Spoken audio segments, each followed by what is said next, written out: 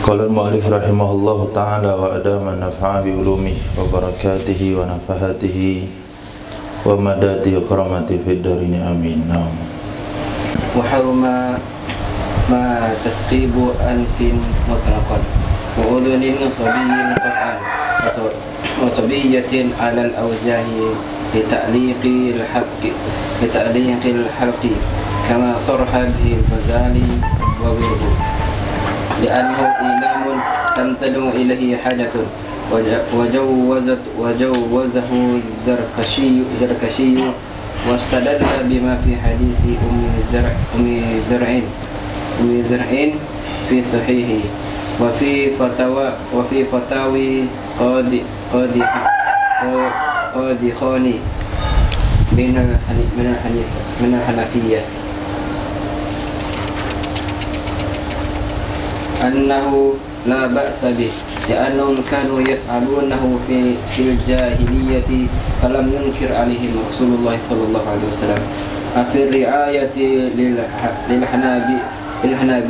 للحنابلة يجوز في الصبية لغرض زينة ويكره في الصبي انتهى.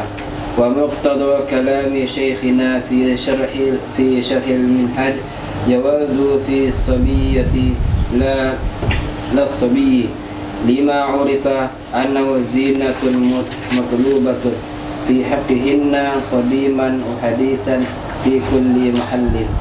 وقد جوز صلى الله عليه وسلم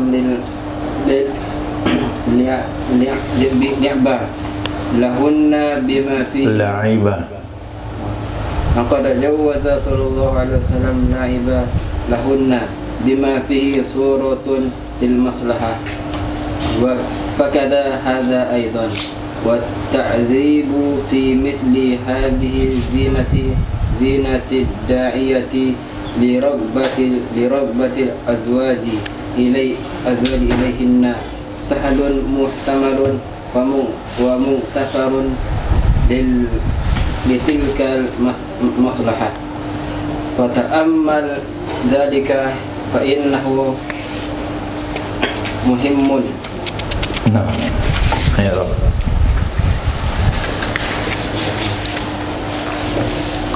واو استئناف حرما في المدي di mana fathah selagi tidak bersambung dengan waw dengan jamak dalam rafa' mata berbaris. Tugasnya rafa' fa'il saja. Tafkibu fa'il dari haruma.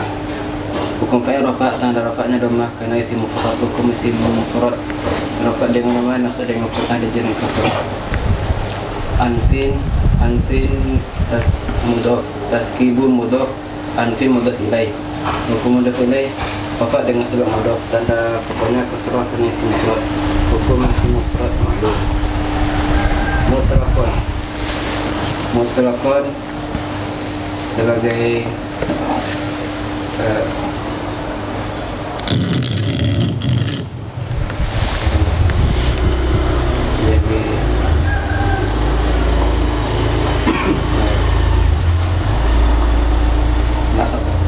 nasab penilai COVID.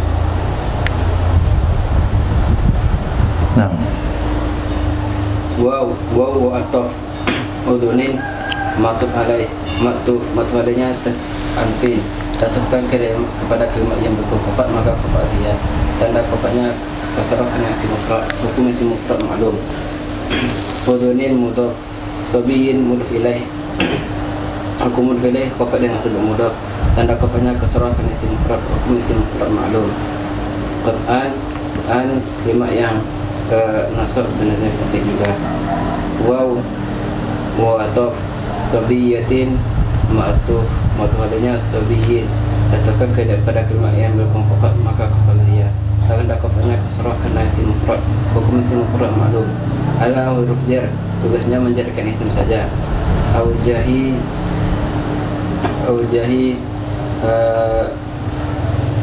majrur dengan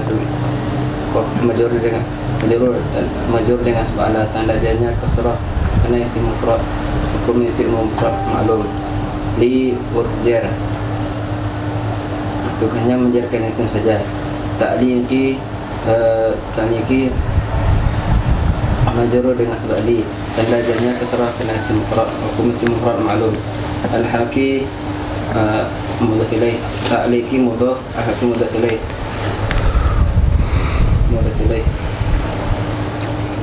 hukum mudhaf ilaih khafa dengan sebab mudhaf, tanda rafa'nya kasrah kena isim mufrad, hukum isim mufrad ma'lum.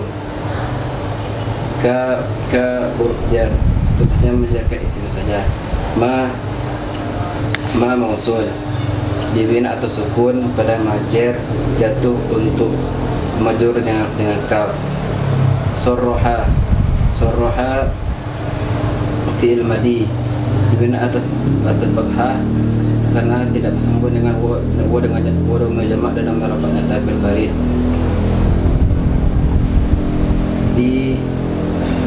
Bi urjar, tugasnya menjarkan isim saja. Hi isim dhamir, dibina atas kasrah pada jar jatuh untuk majrur dengan bi. Al-Ghazaliyu fa'il dari soroha, tugas fa'il, hukum fa'il rafa' tanda rafa'nya dhammah kala isim mufrad, hukum isim mufrad ma'lum.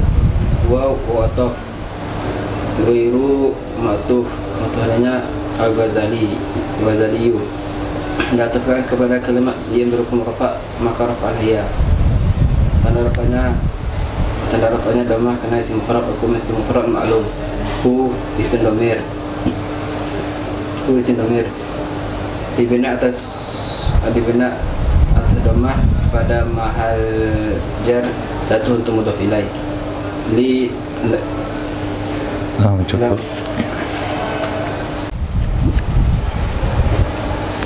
Wa haruma tathqibu anfin mutlaqan, haram hukumnya melobangi hidung secara mutlak, baik hidung laki-laki atau perempuan.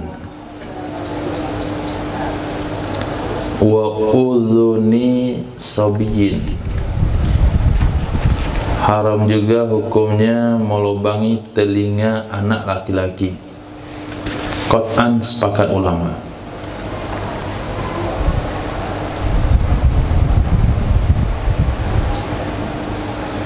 Wasabiyatin, juga haram melobangi telinga anak perempuan. Alal aujah, menurut pendapat yang kuat. Li ta'liqil halq, untuk menggantungkan anting. Kama sarraha bihi Al-Ghazali, sebagaimana menyampaikan secara terus terang dengannya fatwa oleh Imam Ghazali dan juga selain beliau. Li'annahu, karena sesungguhnya melobangi hidung dan telinga ilamun, itu menyakiti. La tad'u ilai hajatun, yang tidak menuntut kepadanya menyakiti oleh hajat. Tidak ada hajat yang menuntut untuk itu. Sesar itu menyakiti juga, tapi ada hajat, menghindari kematian dari melahirkan. Menjahit luka itu menyakiti juga, tapi ada hajat untuk mencari kesembuhan. Di operasi apa saja itu tidak diperbolehkan kecuali karena ada hajat, termasuk operasi jenazah, autopsi. Ini tidak diperbolehkan kecuali kalau ada hajat. Hajatnya diantaranya terjadinya persengketaan siapa pembunuh, sehingga dicek dia diracuni atau tidak. Pihak keluarga dia meninggal di rumah temannya, kata keluarga dia diracuni oleh temannya, kata temannya dia meninggal bukan karena racun tapi karena kekenyangan. Terjadi persengketaan, maka jenazah diautopsi, dibedah perutnya untuk dicek lambungnya ada racun atau tidak. Nah, jadi asal ada hajat boleh, apalagi darurat. Nah, sekarang untuk melubangi hidung apa hajatnya? Enggak ada. Untuk melubangi telinga anak laki-laki apa hajatnya? Enggak ada. Maka sepakat ulama dalam hal ini. Tapi kalau telinga anak perempuan, khilaf. Menurut pendapat kuat tetap enggak boleh. Walaupun tujuannya untuk menggantungkan anting, tapi pendapat lemah boleh. Nah, kita mengambil di sini dengan hadis Ummi Zar, kata Imam Zarkashi, membolehkan akannya oleh Imam Zarkashi. Beliau berdalil dengan hadis Ummi Zar dalam Sahih Bukhari. Lihat di dalam hadisnya. Hadis Ummi Zar. Ketahuilah sesungguhnya ini hadis hanya diriwayatkan oleh para imam. Maaf, afradahu, mengasingkan, menterasingkan akannya hadis oleh para imam dengan satu karangan. Baginya ada beberapa gelar yang banyak, yang termasuk yang disebutkan tadi, hadis Ummi Zar.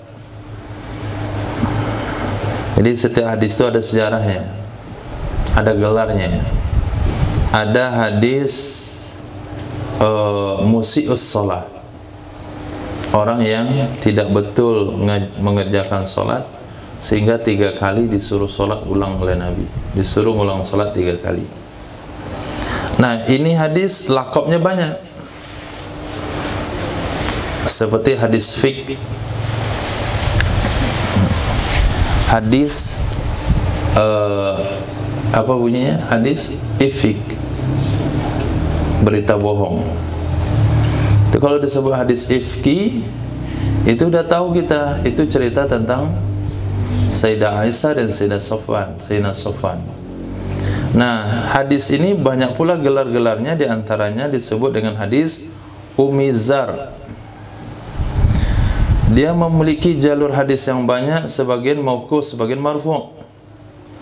Yang marfu' sebagaimana riwayat Sayyidina Abdullah bin Mus'ab dari Sayyidah Aisyah radhiyallahu ta'ala qalat, telah masuk menjumpai saya oleh Rasul sallallahu alaihi wasallam, seraya berkata, ya Aisyah, adalah aku bagi kamu seperti Abi Zar bagi Ummi Zar, Abi Zar'in dengan Ummi Zar'in. Kau katakan, ya Rasulullah, apa itu cerita Abi Zar'in dan Ummi Zar'in? Kata beliau, jalasat ihda asyrata imra'atan, telah duduk 11 wanita, fata'ahadna, lalu mereka berjanji, kemudian mereka bersepakat untuk mereka tidak menyembunyikan dari cerita suami-suami mereka sedikit pun. Nah, kita sepakat nih, mau cerita tentang suami masing-masing, satu pun nggak boleh ditutupi. Istri pertama mengatakan, suami saya itu daging onta. Wassa ala ra'si jabali wa'ar. Ini hadis termasuk yang susah diterjemahkan dalam kitab Sahih Bukhari.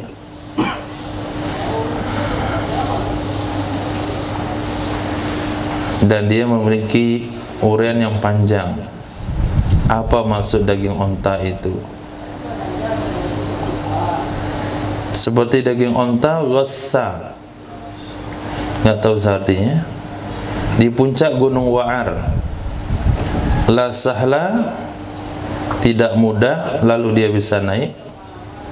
Wala samin, tidak juga gemuk maka belum berpindah. Nah, kita tangguhkan dulu hadisnya.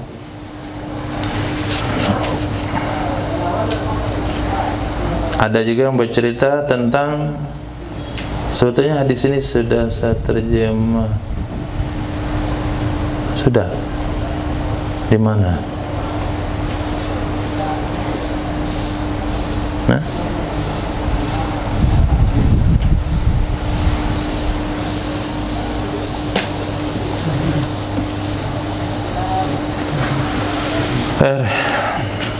Kemarin dari dilengkapi terjemahnya panjang sekali. Ada yang mengatakan suami mereka seperti serigala, jadi kalau menerkam nggak ada yang tersisa. Maka ada pula penafsirannya. Ya bizar itu coba lihat nomor berapa.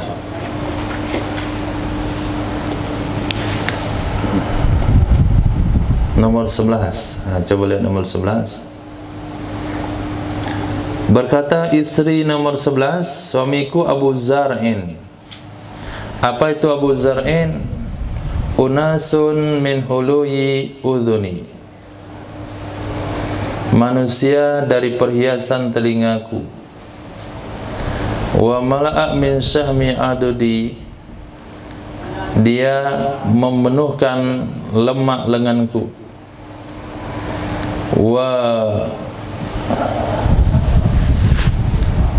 Wabi wabajahani, pabajahtu ila nafsi, dia membanggakan aku, maka aku membanggakan kepada diriku.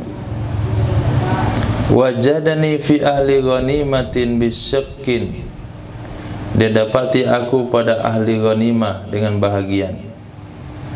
Faja'alani fi ahli sahilin wa atitin wa da'isin wa manikin, fa innahu aqulu fala akbahu wa akudu fala atasabbahu.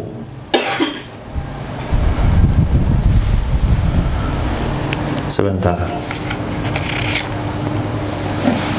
saya cari sebentar terjemahannya. Sudah dicari hari itu, sudah dilengkapi.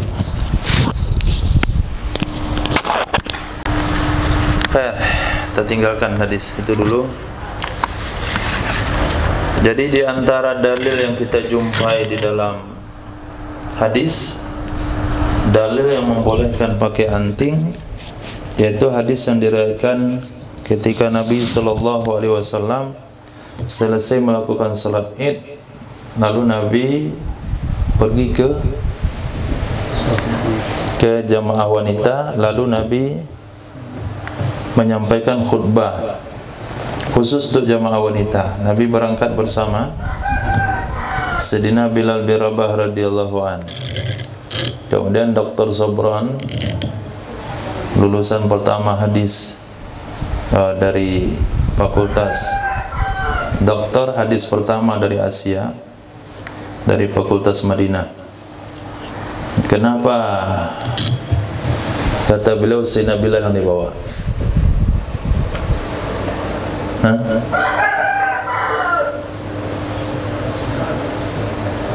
Supaya sahabiah itu fokus mendengarkan tausiah Rasul. Tapi kalau dibawa yang tampan, tentu dia kadang lihat Nabi, kadang lihat pendamping Nabi, kadang lihat Nabi, kadang lihat pendamping Nabi. Dibawa Sayyidina Bilal bin Rabah.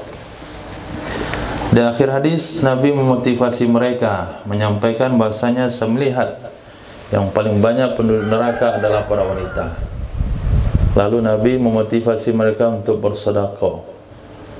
Maka di sana diriwayatkan di antara wanita ada yang melepaskan anting-anting mereka. Nah, kalaulah Nabi melarang wanita pakai anting, maka pada saat itu Nabi langsung memberikan penegasan nggak boleh. Ketika ditemukan tuh anting, wah kalian pakai anting ya, anting hukumnya haram. Mesti Nabi bersabda begitu, karena kaidah usul fikih mengatakan takhirul anil bayan la yajuzu takhirul bayan anil hajat. Tidak boleh menunda penjelasan daripada keperluan. Kalau ada sesuatu yang Nabi tolerir, tidak Nabi larang, berarti itu hukumnya boleh. Ini dalil yang kuat untuk membolehkan wanita pakai anting. Sementara riwayat di sini adalah hadis yang sulit dibaca. Nah, terjemahannya bahasanya bahasa bahasa sindiran. Khair. Insyaallah kita lanjutkan hadis Ummi Zar dalam kitab Sahih. Jadi hukum memakai anting bagi laki-laki haram. Qat'an, sepakat ulama. Bukan pakai anting, melobangi telinga bagi laki-laki. Bukan pakai antingnya, pakai anting sepakat ulama hukumnya haram. Melobangi telinga bagi laki-laki hukumnya haram, bagi wanita khilafiyah. Sedangkan melobangi hidung itu mutlak. Melobangi hidung mutlak, artinya laki-laki nggak boleh, perempuan nggak boleh. Melobangi telinga, udhuni sobiyin qat'an. Kalau telinganya bayi laki-laki sepakat ulama. Tapi kalau sobiyatin alal aujah, telinga anak perempuan khilafiyah, pendapat yang kuat nggak boleh. Nah, kehidupan di masyarakat kita yang penting lobangi dulu, walaupun belum sanggup belikan emas, tetap dilobangi dulu.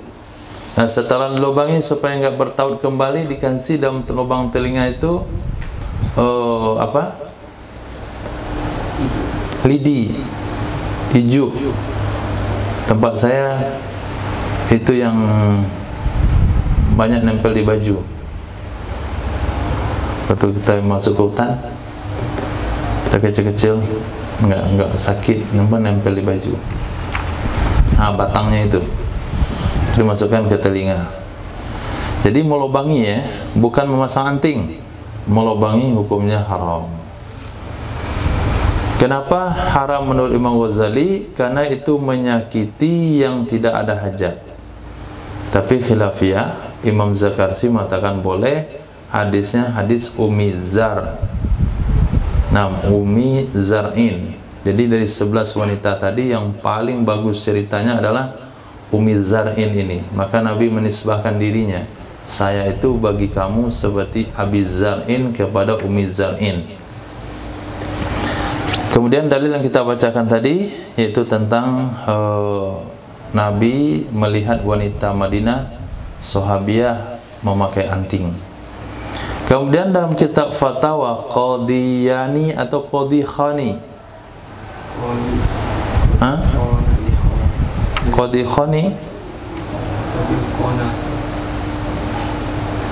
Qadikhana,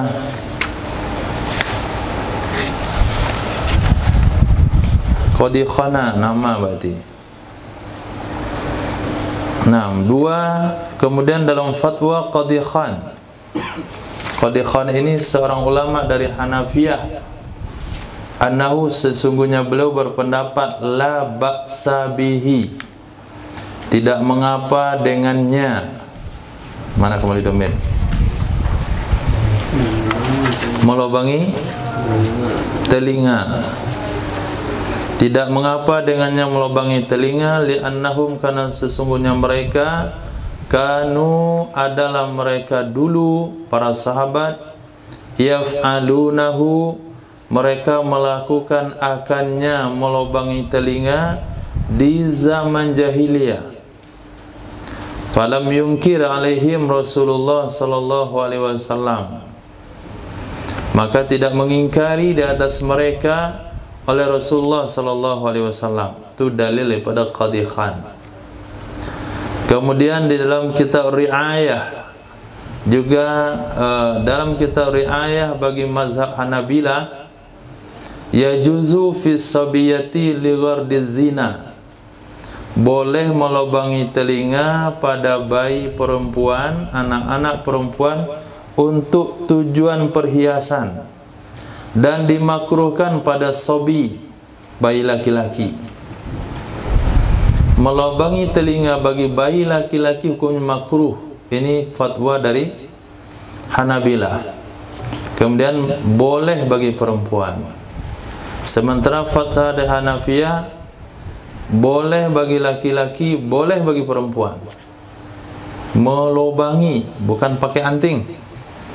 Nah, nanti ada pula ustaz pakai anting. Sahanafi, Nabi membolehkan pakai anting. Di mana? Saya baca dalam Fathul Mu'in, nggak nyambung. Di sini bukan pakai anting, sini melobanginya. Bukan memakai anting. Memakai anting hukumnya haram karena menyerupai perempuan. Perhiasan yang boleh bagi laki-laki hanya satu, cincin. Nah, selain pada itu nggak boleh.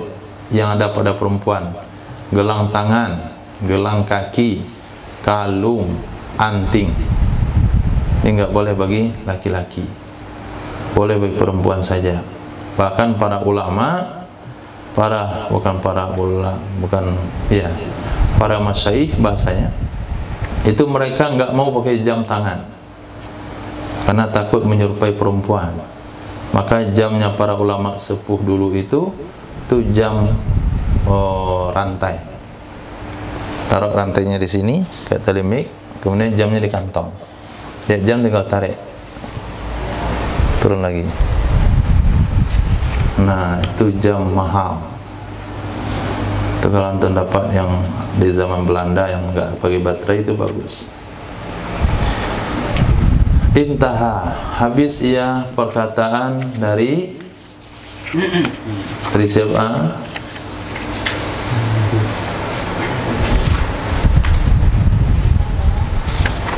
Nah, perkataan siapa? Hah?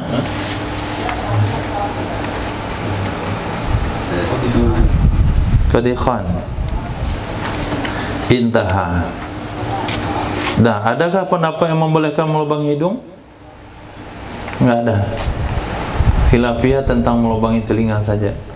Melubangi hidung tidak ada fatwa ulama yang membolehkan. Khilafiyah yang kita bahas tadi tentang melubangi telinga saja. Jadi ibu-ibu masturat yang ikut-ikutan melubangi hidung, itu tradisi daripada India. Mungkin saja masturat India yang datang ke sini itu dilubangi dulu waktu dia belum jadi masturat. Lepas sampai sini hidungnya dilubangi,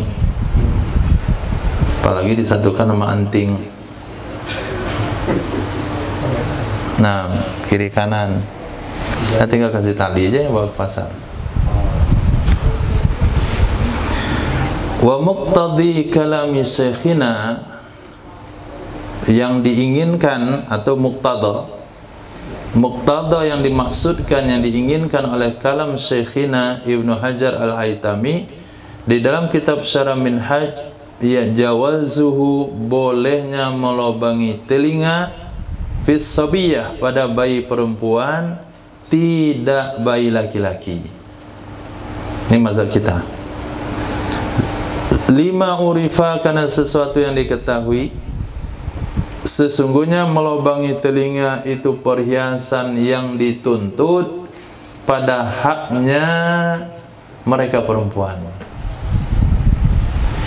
Qadiman, di zaman dulu, wa hadisan, di zaman sekarang, fi kulli mahal, pada setiap tempat. Ada khilafiyah enggak dalam berhias tentang anting? Enggak ada.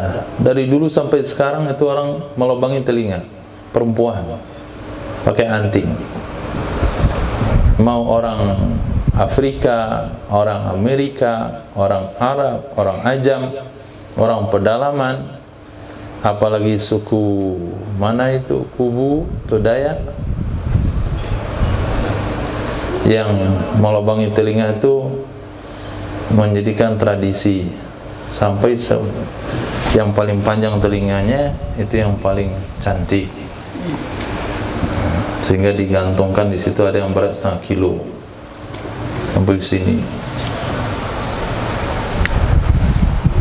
Berarti melubangi telinga itu perhiasan di mana-mana saja, dari dulu sampai sekarang.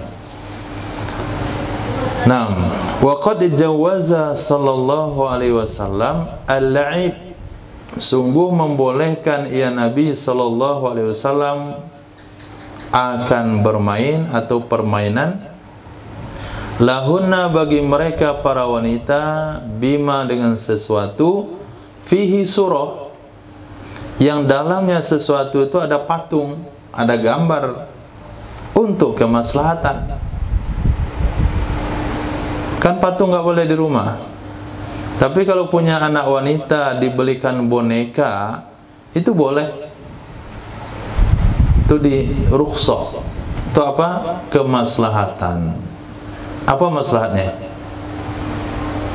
Apa maslahatnya? Maslahatnya wanita itu dilahirkan untuk merawat, untuk mengurus. Nah, dari kecil dia sudah belajar bagaimana menggendong boneka, kemudian menidurkannya, bagaimana ditempatkan, taruh tempat yang tinggi, supaya dia nanti terbiasa dengan bayinya.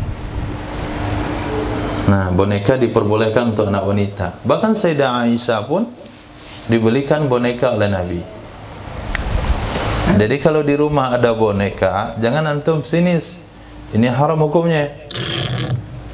Bagaimana nih, nggak tahu hukum orangnya, ini haram, nggak masuk malaikat. Ada boneka orang di situ. Nah, kita tanya dulu dia punya anak perempuan atau tidak. Kalau punya anak perempuan, maka itu diperbolehkan. Tapi kalau ada anak laki-laki main boneka, itu nggak diperbolehkan. Ini lama-lama nanti jadi bencong dia, jadi tukang salon malah. Kenapa kamu laki-laki jadi tukang salon perempuan? Ya, mainan saya dari dulu boneka. Dari kecil saya nyisir rambut wanita. Maka anak laki-laki itu pistol, senapan, granat-granatan, atau minimal mobil-mobilan. Jangan ikut-ikutan main karet, boneka, aneh. Pakaza, nah, haza aidan, maka begitu ini juga, begitu ini, begitu juga ini. Artinya ditoleransikan bagi wanita, tidak ada keringanan hukum bagi laki-laki. Wa ta'dzibu fi misli hadhihi zina ad-da'iya li rawtil azwaj. Ta'dzib artinya merasa sakit, fi misli hadhihi zina, pada ini atau pada semisil ini perhiasan. Dan sakit itu dilubangi telinga. Bahkan anak wanita pun nggak mau sebetulnya dari kecil dilubangi telinganya, ibunya maksa. Jadi kalau nggak dilubangi telinganya, bagaimana masang antingnya? Kalau nggak dipasang antingnya, anaknya tidak dilirik oleh orang lain. Maka ta'zib, penderitaan pada semisil ini perhiasan, da'iyah yang menyebabkan li rubatil azwaj, minat para suami, minat para laki-laki, ilaihinna, kepada mereka wanita, dibandingkan penderitaannya dilubangi telinga sakit sejenak, daripada keuntungannya yaitu menarik peminat supaya bisa dilamar orang, sahlun muhtamal, itu kemudahan yang masih bisa dipikul, itu kemudahan yang masih bisa dipikul. Wa muktafar, dan dimaafkan untuk demikian kemaslahatan, untuk demikian kemaslahatan. Fata'ammal zalik, pikirkan olehmu demikian, fa innahu muhim, maka sesungguhnya itu penting. Kecuali mungkin bagi wanita-wanita yang cukup dengan farasnya, nggak pakai anting pun nggak terlalu masalah.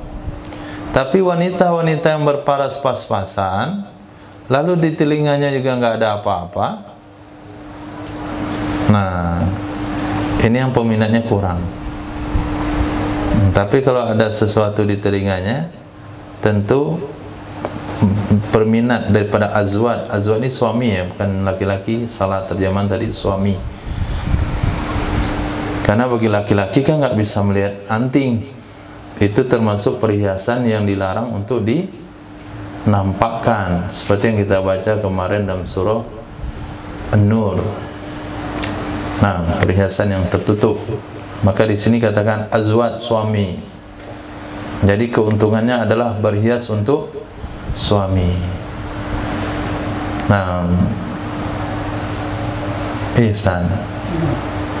Antum senang melihat lebih cantik orang pakai anting atau tidak? Gitu. Ini bukan bagi laki-laki ya, suami. Nah, supaya si istri bisa mempertahankan minat dan semangat suaminya, maka dia pakai anting, dan penderitaannya sebentar, nggak lama, itu dimaafin. dari manfaat daripada mudarat itu kecil sekali itu mudarat. Memang ada juga yang wanita, yang anak wanita berkudis telinganya gara-gara dilubangi itu. Itu mungkin jarumnya nggak steril atau dilubangi pakai apa. Tapi preman lubangi telinga nggak ada yang berkudis. 3 melanting. Sini, ke sini. 3 buah, ada 4. Ada yang bibirnya pakai anting. Bukan hidung saja, bibir. Bagus sekali kedua-duanya. Pakai anting. Nah, itu semuanya haram. Tutimmatun, penyempurnaan. Man kana ma'adabbatin yatmanu ma'atslafathu lailan wa naharan. Man kana ma'adabbatin yatmanu ma'atslafathu lailan wa naharan. Siapa saja yang ada ia bersama dengan hewan tunggangannya. Siapa saja yang ada ia bersama hewan tunggangannya, itu mesti mengganti apa saja yang hewan tunggangannya merusaknya. Ma'atslafathu, apa saja yang melenyapkan, yang merusak hewan tunggangan akannya sesuatu, baik malam maupun siang.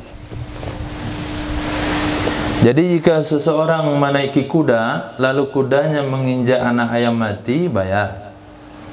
Lalu kudanya memakan tanaman orang lain, bayar. Lalu kudanya merusak pagar tanaman orang lain, bayar. Kalau dia bersama dengan kudanya, siangkah atau malam.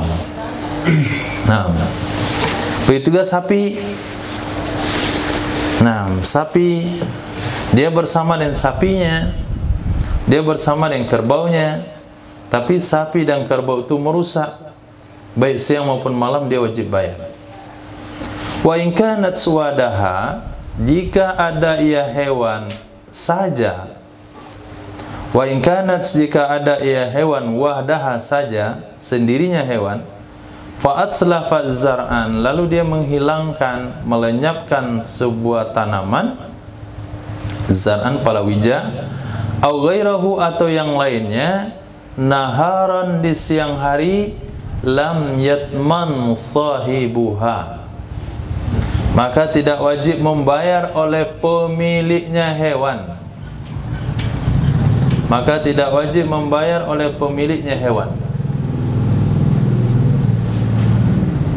Walailan, dan di malam hari, domina, maka membayar ia pemilik. Kecuali kalau enggak bayar, alla yufarrito fi rabatiha, bahwa tidak ceroboh ia pemilik dalam mengikatnya ternak. Tidak ceroboh ia pemilik dalam mengikatnya ternak. Kalau sekiranya sapi masuk sawah makan padi, kambing masuk dalam kebun singkong dihabisin daun singkongnya, kemudian kuda misalnya masuk ke dalam tanaman orang lain lalu merusaknya, kalau siang hari nggak bayar. Kenapa nggak bayar? Karena siang hari itu ada waktu di mana hewan ternak dilepaskan dari kandangnya dan waktu di mana petani menjaga tanamannya. Tapi kalau kerusakan itu dilakukan di malam hari, maka pemilik ternak mesti bayar. Kenapa? Karena waktunya petani sudah di rumah dan ternak mesti di kandang. Kalau lepas berarti bayar. Kesalahan pemilik ternak. Kenapa enggak kamu jaga kebun kamu? Jaga bagaimana? Dan malam hari, bukan waktu lagi di kebun. Nah, kecuali kalau pemiliknya enggak ceroboh, pemiliknya sudah ikat sapinya dengan tali yang kuat di tempat menambat yang kuat, tapi tali itu putus, digigit oleh sapinya. Nggak ada sejarah sapi gigit tali.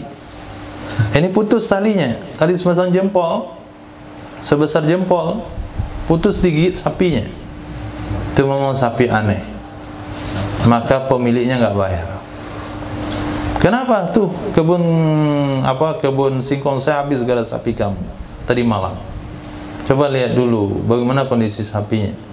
Ternyata tali masih ada di sapinya, cuman sudah putus kena gigit. Nah, kata pemiliknya, bukan saya yang salah, itu sapi mutlak salah dia, nggak bayar. Nah, tapi kalau baru menggigit tali itu biasa.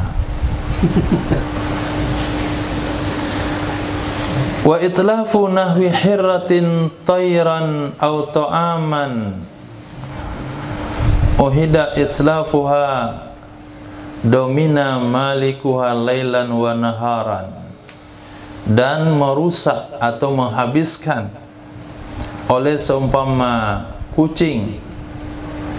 Apa yang dihabiskan kucing? Tayran, burung, atau ta'aman, atau makanan. Uhida itslafuha, yang sudah dimaklumi menghilangkannya kucing, sudah dimaklumi menghilangkannya kucing, niscaya membayar oleh pemiliknya kucing baik malam maupun siang. In qassara fi rabatiha, jika ceroboh ia pemilik kucing dalam mengikatnya si kucing. Nah, jika ceroboh ia si pemilik kucing dalam mengikatnya kucing. Tapi kalau kucingnya selama ini tidak pernah ketahuan makan ikan, di kucingnya itu nggak mau ngambil ikan orang, dia kalau nggak dikasih nggak makan dia, kalau di piring nggak mau diambil. Nah, itu akhlak kucingnya. Nggak pernah nangkap ayam orang, nggak pernah makan makanan orang lain. Tiba-tiba kucingnya makan makanan orang lain, maka pemilik nggak bayar, karena itu kejadian yang tidak diduga. Tapi uhida itslafuha, kucing yang sudah diketahui dia memang biasa merusak. Ini perlu menjadi syarat. Uhida itslafuha, sudah dimaklumi kucingnya itu memakan makanan orang. Kemarin induk ayam orang dimakannya, induk ayam memakannya. Kemudian ada yang dia nyuri telur juga, telur dimakan. Sama tikus dia teman. Nah, kemudian dia makan kue, makan ikan. Ikan orang dalam akuarium yang harganya 2 juta dimakan juga. Dah maklum, pemiliknya dah maklum nih perangai kucingnya. Lalu pemiliknya tidak mengikatnya di waktu siang ataupun malam, maka pemilik ganti rugi atas apa yang dirusak oleh kucingnya. Tapi kalau sudah diikat malah diterobos, nah itu kucingnya Aldo itu. Kucing Aldo dulu kita kawinkan sama si siapa namanya? Bukan, nenek moyangnya itu yang dibawa di Pekanbaru. Udah lupa nama almarhumah itu. Dikawinkan sama kucingnya Aldo. Mengamuklah kucing betina ini. Kucing Aldo ini terobos itu kawat besi, bolong buat dia. Kepalanya sebesar kelapa yang sudah dibuka tuh. Itu besar kepalanya. Terobosnya bolong. Kabur dia. Karena dimarahi oleh istrinya. Nah, kalau seperti itu dia makan nangkap ayam misalnya, kita nggak bayar, karena nggak ada yang kucing terobos kawat itu. Dia aja 1 ekor yang bisa nerobos, kucing lain nggak berani. Itu nggak ceroboh. Nah, akhir juga anak dari bagi-bagi tinggalin 1 ekor. anaknya mirip beruang es. Nah, ini bagus sih. Nah, besok hilang induk-induknya. Nah, situlah akhirnya kita tobat ngurus kucing. Tapi sekarang nggak ada lagi kucing. Nah,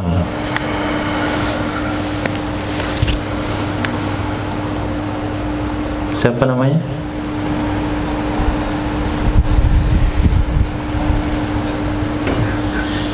Khair. Jadi itu contoh kecerobohan. Nah, contoh kecerobohan, kucingnya nggak diikat, kucingnya nggak dikurung. Tempat kita mana ada kucing yang dikurung, kecuali kucing-kucing sejenis Anggora. Kalau sudah terkurung dan dia menerobos kandangnya, yang biasanya untuk kucing itu sudah aman, tapi bagi dia itu belum tentu aman, lalu melakukan kerusakan, maka pemilik tidak membayarnya. Kalau berak di rumah kita, cari pemiliknya, suruh bersihin, dia wajib mengganti kerugiannya. Kalau karpet di laundry gara-gara tai kucing tetangga, tetangga itu berkewajiban untuk melondrikan karpet yang kena taiknya. Apapun kerusakan yang dilakukan oleh si kucing, itu tanggung jawab pemiliknya kalau dia ceroboh dan perbuatan itu sudah maklum. Nah, sudah maklum, termasuk kucing jantan yang bertamu ke sini, dia kencing sembarangan. Itu kalau sempat meja kitab antum atau karpet tempat solat kena kencing, itu wajib dicuci. Wa tudfa'ul hiratud doriyah. Doriyah, doribah. Hah? Doriyah ala nahwi tayrin au ta'amin li ta'kulahu biska so'ilin bi ri'ayati tartibis sabiq. Dicegah kucing doriyah yang akan melakukan tindakan, dielakkan atau dicegah kucing yang akan melakukan tindakan kepada seumpama burung atau makanan, litakula, supaya dia memakan akannya, itu seperti soil. Masih ingat soil? Orang yang berniat jahat ke kita, kita harus atasi dengan cara yang paling rendah sampai tahap tinggi membunuhnya. Bi ri'ayati tertib, dengan menjaga urutan yang telah terdahulu. Khair. Kita punya burung peliharaan dalam sangkar, dah digantung bagus-bagus, tapi kucing tu manjat dia, kemudian meloncat ke sangkar itu, boleh langsung dibunuh? Tidak boleh, diperingatkan dulu dia, nasihati. Nah, dengan cara kucing. Nah, kemudian dipukul dengan cambuk, kemudian baru dengan tongkat, kemudian dilukai, kemudian dipotong anggota tubuhnya, kemudian baru dibunuh. Nah, sudah kita usir dengan lidi, datang lagi. Kita usir dengan rotan, datang lagi.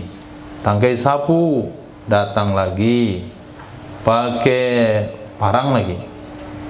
Dah luka telinganya, datang lagi, putus ekornya lagi. Datang lagi, putus tangannya. Masih datang dia, putus lehernya. Begitu urutannya.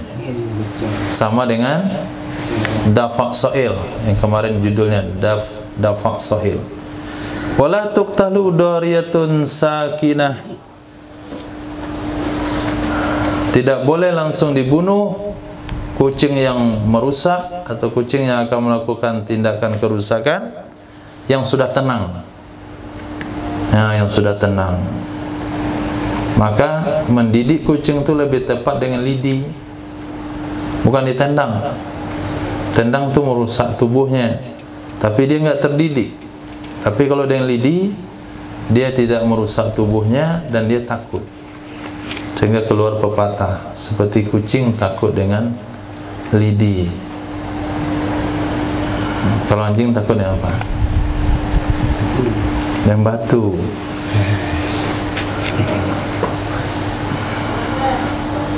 Maka setiap yang ganggu dia akan gigit. Pasti gigit batu, nggak bisa digigit, maka takut dia. Maka kalau dikejar anjing yang lari, duduk saja. Maka dia akan lari. Duduk pura-pura ambil batu. Ketika antum lari, antum pasti dikejar. Kata anjing, nggak salah saya, salah dia. Kenapa kamu kejar dia? Karena dia lari. Nah, dia duduk. Khilaf bagi sekelompok ulama. Khilaf bagi sekelompok ulama. Kalau sebagian ulama mengatakan kalau ada kucing yang merusak, yang sudah tenang, boleh dibunuh langsung. Karena mungkin, kenapa ulama mengatakan tidak boleh dibunuh? Karena mungkin menghindar dari kejahatannya kucing. Imkanit taharruz an syarriha, masih bisa menghindar dari kejahatannya kucing, menyimpan barang-barang di tempat yang semestinya. Jadi kalau ada sesuatu yang dimakan kucing, kita simpan di tempat yang tinggi. Nah, posisi yang paling tepat itu digantung barangnya. Babul jihad.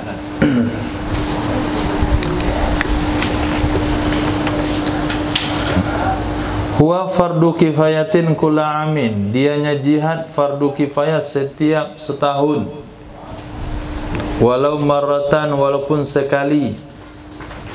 Idza kana al-kufaru bi biladihim, apabila ada orang kafir di negeri mereka. Jadi negara Islam wajib perang sekali setahun, memerangi orang kafir yang tinggal di negeri kafir. Disebutlah dengan kafir harbi.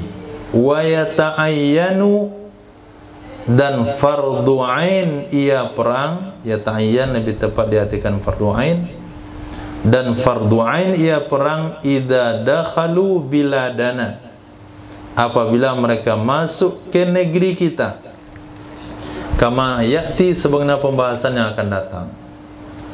Maka ketika Belanda sudah masuk ke Indonesia, maka pada saat itu seluruh umat Indonesia, rakyat Indonesia, perang hukumnya fardu ain. Termasuk wanita, termasuk laki-laki, termasuk budak sahaya. Tapi kalau dalam kondisi sekarang aman, nggak ada musuh dalam negara, maka perang fardu kifayah sekali setahun. Fardu kifayah sekali setahun. Tapi kalau sudah masuk seperti Palestina, itu perang fardu ain. Wa hukmu fardil kifayah annahu idza fa'alahu man fihim kifayah saqatal haraju anhu wa 'anil bakin. Hukum fardu kifayah annahu, sesungguhnya apabila melakukan akannya perang man oleh orang-orang fihim kifayah, pada jumlah mereka mencukupi, pada jumlah mereka ada mencukupi, yaitu 1:2, maka gugurlah dosa darinya yang perang dan darinya yang sisa, yang tidak ikut perang. Misalnya negara yang akan kita perangi penduduknya 30 juta, kemudian pasukannya 200.000, jadi 200.000 tentara aktif dan non aktif. Maka ketika itu berangkatlah 100.000 dari umat Islam. 200.000 yang akan kita hadapi, 100.000 umat Islam akan berangkat. Ini dah cukup atau belum? Hah? Dah cukup atau belum? Sudah, karena 1:2. Kemudian jamaah yang ke 100.001, 100.002, 100.003, ini enggak wajib lagi perang, karena jumlah 100.000 sudah cukup. Tapi apabila 100.000 belum cukup, masih perlu 1.000 lagi, maka 1.000 dari kaum muslimin itu wajib untuk dipenuhi sampai kuotanya cukup. Nah, setelah cukup, jadilah dia fardu kifayah. Yang berangkat tidak berdosa karena meninggalkan perang, yang tinggal tidak ikut perang tidak berdosa karena jumlah sudah cukup. Tapi apabila perang tidak dilaksanakan atau jumlah tidak mencukupi, maka dosa meninggalkan perang itu ditimpakan kepada seluruh laki-laki baligh berakal merdeka. 4 syarat. Laki-laki baligh berakal merdeka dan sanggup. Ini 5 syarat untuk wajib perang. Wa yaqsamu kullu man la udhra lahu minal muslimin in tarakuhu wa in jahilu. Berdosalah setiap orang yang tidak ada uzur baginya dari kaum muslimin jika mereka meninggalkan akannya perang walaupun mereka tidak tahu. Wa yaqsamu kullu man, berdosalah setiap orang la uzra lahu, yang tidak ada uzur baginya dari kaum muslimin jika mereka meninggalkannya perang walaupun mereka nggak tahu, walaupun mereka jahil dengan keberadaan perang tersebut, mereka dapat dosa. Nah, sekarang negara Islam mana yang perang? Hah? Negara Islam mana yang memerangi? Nggak ada. Hah? Palestina itu diperangi, bukan memerangi. Memerangi itu negaranya aman, nggak diganggu. Tapi mengutus pasukan perang ke negara harbi, itu yang memerangi. Nggak ada kan? Kalau nggak ada, maka seluruh kaum muslimin hari ini berdosa. Nah, itu hukum asalnya. Lalu bergantung kepada kaum musliminnya faktornya apa. Apa karena faktor tidak difasilitasi negara, atau karena faktor telah melanggar undang-undang dunia. Kalau kita berperang ke negara lain, itu bukan hanya menghancurkan kita yang berperang, tapi akan merusak hubungan dengan negara lain, akhirnya mengakibatkan negara tersebut akan mengalami kesulitan. Itu uzur lain masalahnya itu. Nah, dimusyawarahkan Indonesia, dimusyawarahkan di PBB. Kenapa ada pasukan TNI menyerang Amerika? Ribet itu masalahnya. Berarti karena besarnya alasan hari ini, besarnya uzur hari ini karena tidak bisa perang, maka bisa saja umat Islam tak berdosa. Bagaimana mau perang? Karena negara sudah disatukan oleh peraturan internasional. Kalau sempat berperang akan dimusyawarahkan di PBB, akan diminta mundur, bahkan negara itu akan dikecam berbagai macam. Nah, karena alasan seperti itu kondisinya hari ini, meninggalkan perang bagi kaum muslimin tidaklah berdosa karena tidak bisa ditegakkan. Khair. Nah, ini kitab bab jihad ini yang nggak boleh dipelajari lagi, dihapuskan di seluruh fikih nasional, sanawiyah, fikih aliyah. Fakultas ada jurusan fikih jihad, sudah dihapuskan. Ada di kitab klasik. Ada yang dikhawatirkan, oh itu pesantren berarti serangan teroris karena mereka bab jihad. Serangan teroris mana? Orang pesantren pun takut jihad. Mana mau serang teroris? Tinggal baca doang, kita cuma pelajari aja. Praktek mana sanggup. Nggak usah khawatir orang pesantren jihad. Nggak ada yang berani. Mempanah pun belum pandai. Paling panah anjing pun, itu pun masalah. Naam. Wa furuduha katsirah. furudiha katsira ka qiyami hujajin diniyah. Fardu-fardunya haji, fardu-fardunya jihad tu banyak sekali. Jadi banyak syarat supaya jihad tu fardu. Maka tidak semua orang fardu jihad. Sama dengan qiyamin bi hujajin diniyatin, menegakkan dengan argumen-argumen agama. Ini jihadnya para ulama. Ka qiyamin bi hujajin diniyah, jihad sama hukumnya dengan menegakkan argumen-argumen agama. Apa maksud argumen-argumen agama? Dalil-dalil agama untuk membantah perkara batil yang beredar. Di zaman Imam Ahmad bin Hanbal itu masalah khalqil Quran. Quran itu qadimkah atau makhluk? Itu banyak pertengkaran antara aliran lurus dengan aliran sesat.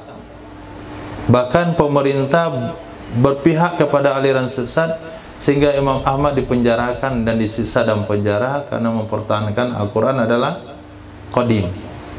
Nah, di zaman kita sekarang, lebih banyak lagi. Bukan hanya khalqil Quran, tapi tentang Allah pakai tangan, Allah duduk di aras, tangan Allah tu kedua-duanya kanan, kemudian Allah punya telinga, kemudian apalagi Maulid Nabi bid'ah, tidak boleh baca Sayyidina, talqin mayat bid'ah, pahala pada orang hidup tidak sampai pada orang mati. Itu banyak perkara syubhat yang dimunculkan oleh kaum Wahabi dan Salafi. Nah, tugas ulama adalah qiyami bihujajin diniyah, menegakkan argumen-argumen agama. Itu sama halnya dengan jihad. Hukumnya fardu kifayah. Kalau kita menghujat pendapat di negara lain, fardu ain kalau dia masuk ke wilayah Indonesia atau dah masuk di masjid antum. Fardu ain. Datang penceramah bilang atau khatib khutbah Maulid Nabi bid'ah, Nabi sebelum lahir sama dengan kita. Itu merendahkan maqam kenabian. Wajib mengikuti Al-Quran dan hadis, tidak boleh bermazhab. Berarti dah masuk. Maka menegakkan argumen agama itu hukumnya wajib. Tapi kalau aliran itu baru muncul di Jawa misalnya, dan antum orang Sumatera, maka berargumen itu fardu kifayah. Tapi kalau dah masuk ke Sumatera, apalagi Sumatera Barat, maka berargumen hukumnya fardu ain, sama hukumnya yang jihad. Wahia, dan dianya adalah barohinu ala isbatis sani'i subhanah, keterangan-keterangan untuk menetapkan sang pencipta Allah Subhanahu wa ta'ala. Ini contoh di kasus itu. Contoh di zaman itu. Contoh kasus di zaman beliau. Menetapkan sani, sang pencipta Allah Subhanahu wa ta'ala. Berarti lawan debatnya siapa? Ateis, orang yang tidak bertuhan. Nah, sekarang apa dalil Allah itu ada?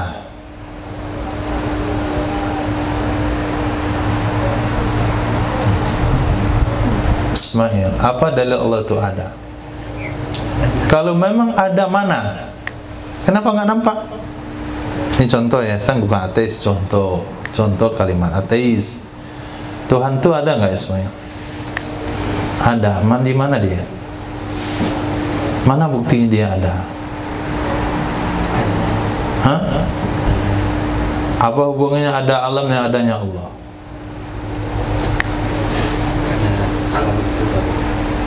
Mana bukti alam itu baru? Sejak lahir udah gini-gini aja alam.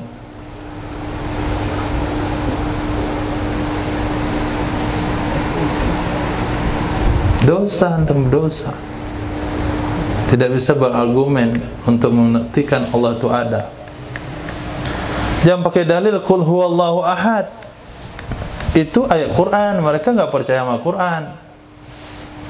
Dia bukan pakai dalil Quran, dia bukan pakai dalil hadis. Siapa mengatakan Allah ada? Hadis Nabi Muhammad. Siapa Muhammad itu? Ya Nabi. Kami nggak percaya dia Nabi. Jangan pakai Quran. Ini dalil bukan pakai Quran. Dia masalahnya hari ini, permasalahannya adalah menetapkan bahasanya Sang Pencipta itu Allah kepada orang yang belum kenal Allah, belum kenal Nabi Muhammad, maka pakai dalil akli. Nah, maka dikaranglah kita oleh Imam Kifayatul Awam, akidah yang cukup untuk standar orang awam, bukan standar santri itu. Santri nggak cukup Kifayatul Awam. Kifayah al-awam, akidah cukup untuk orang awam. Nah, sementara santri belum menguasai itu Kifayatul Awam. Itu untuk orang awam udah cukup, untuk santri belum, masih ada kitab yang lain lagi. Ihsan, Allah itu ada nggak? Buktinya? Hah? Bukti Allah itu ada apa? Adanya alam, jadinya alam. Apa hubungannya adanya alam dan adanya Allah?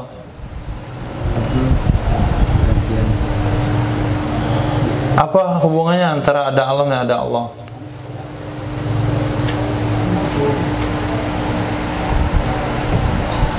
Berdosa.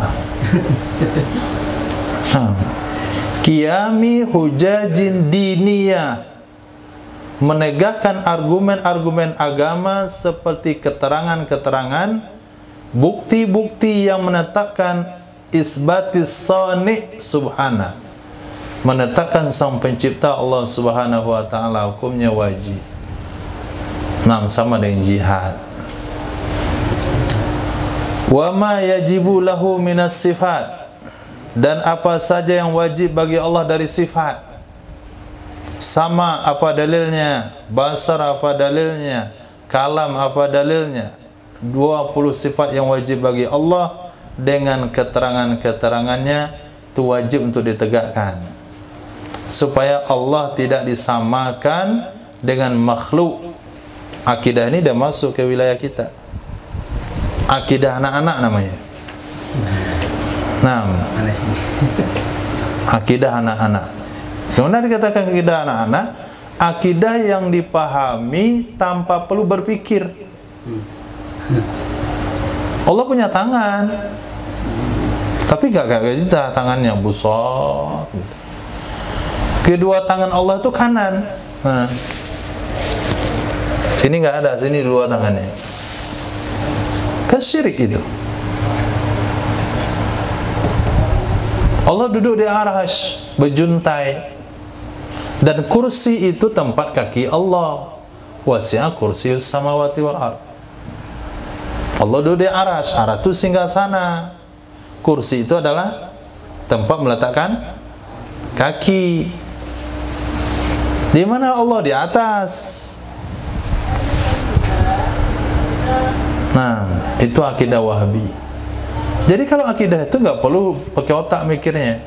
Dia sama memahami makhluk aja. Di atas, lebih besar daripada kita. Dia duduk juga, dia mendengar juga, dia bicara juga, dia bisa turun naik juga. Mana dalilnya Allah turun pada langit ke dunia pada sepertiga malam terakhir? Sementara sepertiga malam terakhir itu ada di seluruh bagian dunia. Setiap malam dia bergilir mutar gitu kan. Berarti Allah sejak turun kali pertama sampai sekarang belum naik-naik. Kenapa? Mengunjungi seluruh dunia, karena sepertiga malamnya ada tiap waktu. Kalaulah Allah turun ke bawah ke langit, berarti Allah nginjak langit. Sementara langit itu ciptaan Allah, berarti Allah memerlukan kepada ciptaannya. Aras ciptaan Allah, Allah duduk di aras, berarti lebih besar mana aras atau Allah? Nah, itu kan akidah sesat. Dan ini sudah masuk di tempat-tempat antum. Apalagi akidah yang dibagi uluhiyah rububiyah. Insyaallah nanti saya akan beberapa argumen untuk itu. Uluhiyah rububiyah. Kemarin sudah dikumpulkan beberapa ayat. Wala in sa'altahum man khalaqas samawati wal ard. Wala in sa'altahum. Sini ada.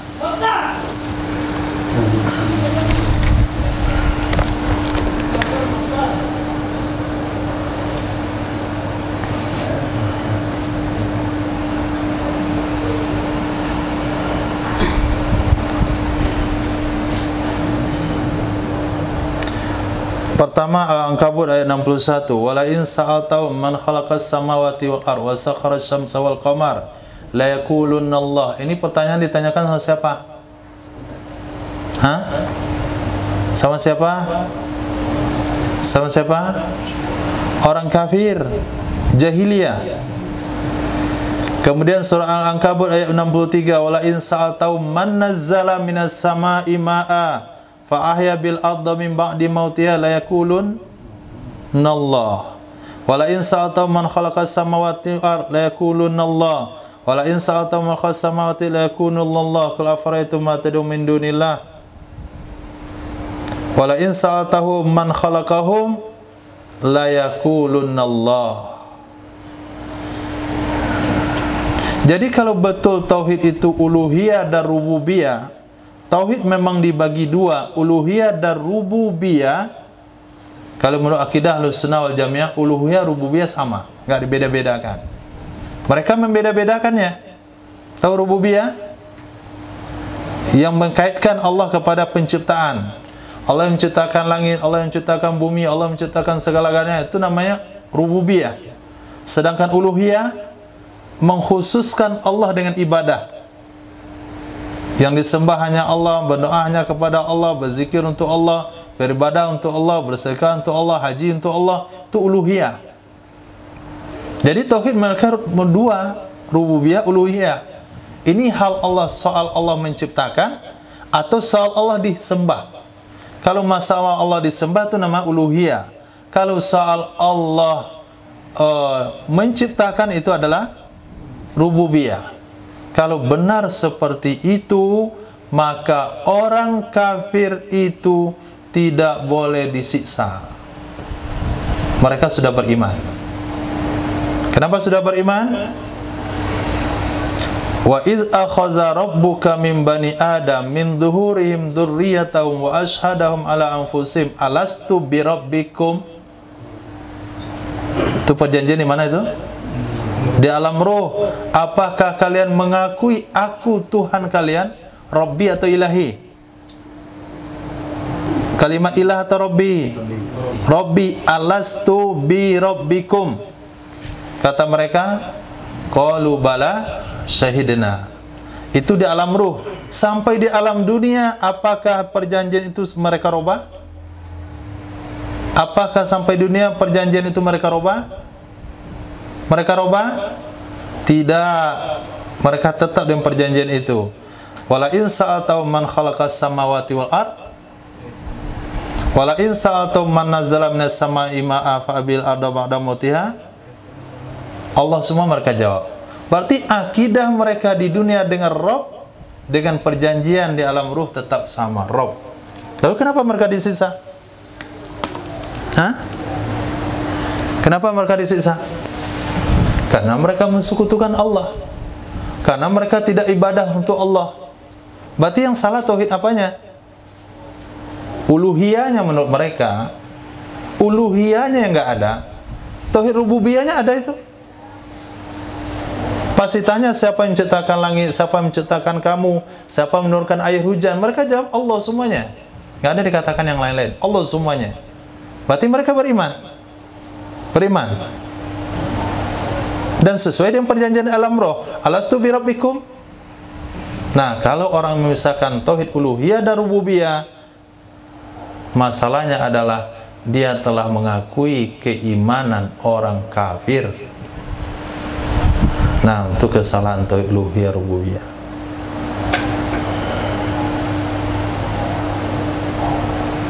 Mereka nggak melanggar janji sama sekali. Mereka sudah tepat janji kok. Karena ditanya di alam roh itu, alastu bi ilahikum, bukan itu. Alastu bi ilahikum? Tidak. Alastu bi rabbikum.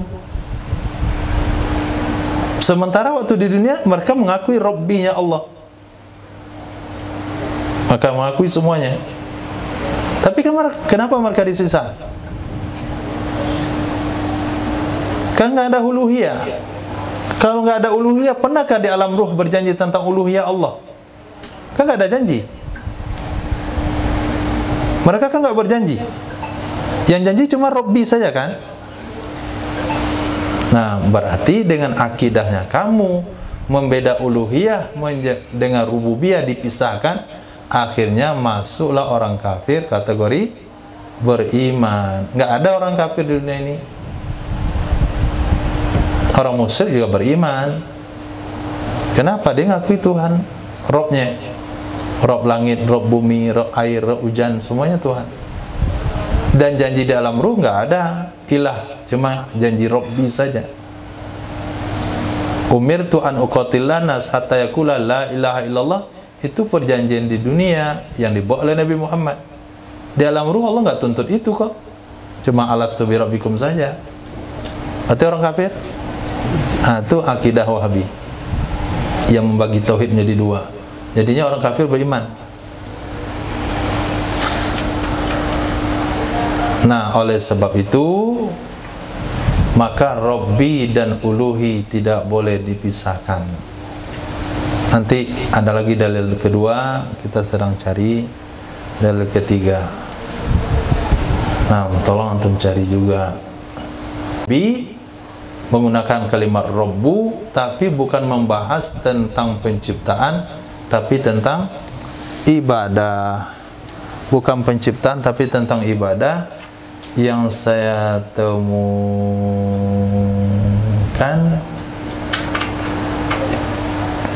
surah Al-Mu'minun ayat 86-87, Qul man rabbus samawati sab'i wa rabbul arsyil azim sayaquluna lillah qul afala tattaqun. Katakan siapa pencipta langit yang 7 dan pemilik arasy yang agung, mereka akan katakan Allah. Kalau begitu, apalah tattaqun? Kenapa kalian tidak bertakwa? Ternyata Allah mengkaitkan takwa dengan Rabb. Nah, mengkaitkan takwa dengan Rabbu. Takwa itu kan iman. Hubungannya harus kepada ilah, bukan kepada rububiyah. Tapi Allah mengawalinya dengan rububiyah, tapi ujungnya ketakwaan. Kalau memang dibagi, sudah bertentangan dengan surah Al-Mu'minun ayat 88, 86 dan 87. Khair, insyaallah itu bagian dari para perkara yang wajib hari ini. Sama hukumnya dengan perang orang kafir, yaitu menegakkan argumen agama tentang wajib sifat bagi Allah, wa yastahilu alaihi minha, dan perkara yang mustahil di atasnya Allah darinya sifat. Kemudian isbatin nabawat atau nubuwat, menetapkan kenabian. Menetapkan kenabian, sesuatu yang membela Nabi Muhammad sallallahu alaihi wasallam.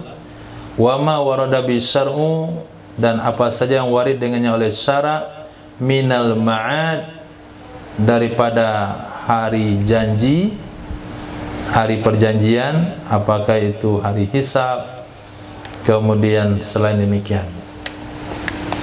Nah, termasuk argumen azab kubur. Nah, dalil azab kubur, kata mereka, memba'athana mim marqadina hadza, siapa yang membangunkan kami dari tidur kami yang ini. Itu surah Yasin, bicara tentang orang kafir. Orang kafir ketika ditiup sangkakala, apa katanya? Siapa yang membangunkan kami dari tidur kami yang ini? Ada nggak azab kubur?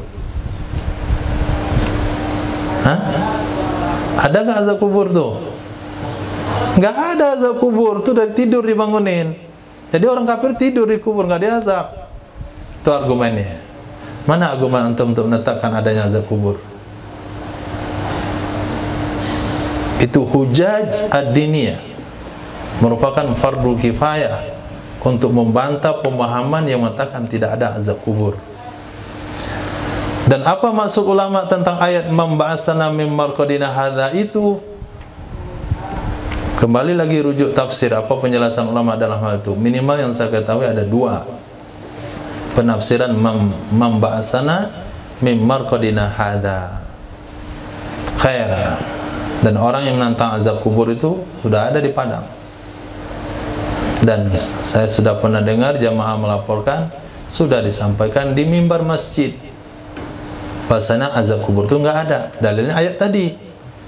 Ini bahagian daripada orang yang berani berfatwa tanpa bermazhab. Bacanya Quran. Oh, ini mantap nih khutbah saya ini. Azab kubur nggak ada. Dia mantap khutbahnya yang tahu dia. Kutip ayat itu, memba'atsana mim marqadina hadza, siapa yang membangunkan kami dari tidur kami yang ini? Silakan Abu, sampaikan argumennya. Dosa kalau nggak bisa membela agama tentang menetapkan azab kubur. Antum berdosa kalau tidak bisa mematahkan argumen orang-orang yang anti dengan azab kubur. Khair. Banyak lagi problem sampai akhir zaman nantinya. Banyak lagi masalahnya. Kemudian ilmu syariat. Jadi fardu kifayah juga diantaranya mempelajari ilmu-ilmu syariat seperti tafsir, hadis, fikih, zaidin ala ma la budda min, yang melebihi di atas sesuatu yang harus darinya, yang melebihi di atas sesuatu yang harus darinya. Bukan sekadar pandai sholat, bukan sekadar pandai wudhu, tapi harus lebih dari itu. Bukan sekadar baca lalu diterjemahkan hadisnya, harus lebih dari itu.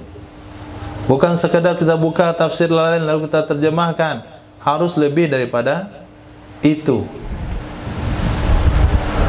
Kalau sebatas yang cukup, itu fardu ain. Tapi yang lebih daripada jumlah yang semestinya, hukumnya fardu kifayah.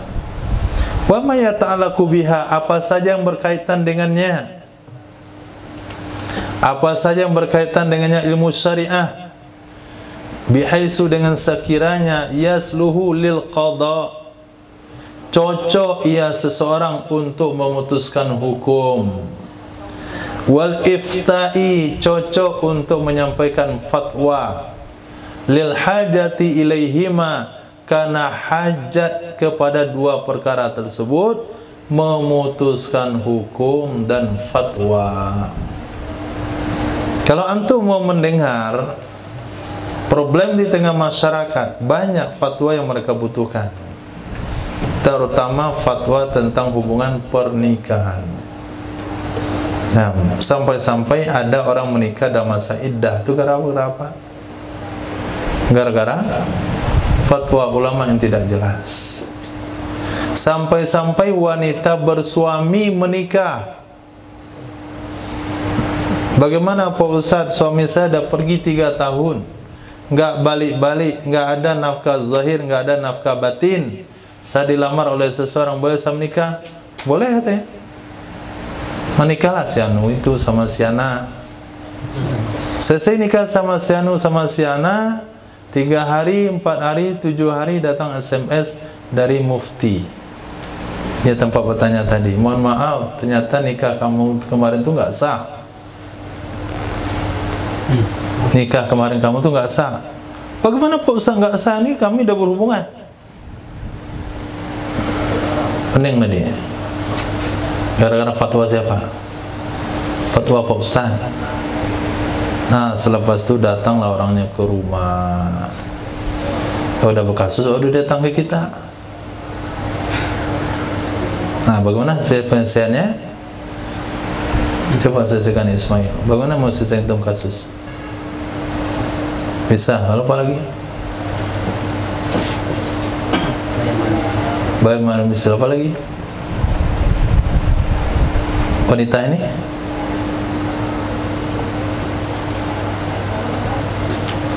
pulang suaminya 3 hari lepas, bagaimana caranya?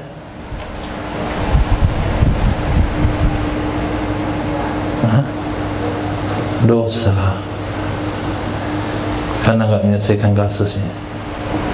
Wanita itu wajib menjalani iddah wata syubhat baru boleh bergaul kembali dengan suaminya. Kalau terbukti hamil, wanita itu tidak boleh digauli oleh suaminya sampai melahirkan. Dan anak itu nasabnya sama siapa? Sama ayah yang menggaulinya. Nasabnya terputus atau tersambung?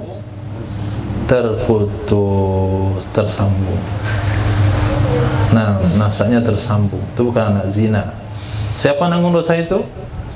Pak Ustadz yang tempat bertanya tadi itu. Belum lagi dalam bab muamalah. Bab muamalah banyak lagi kasusnya, aneh-aneh kasusnya.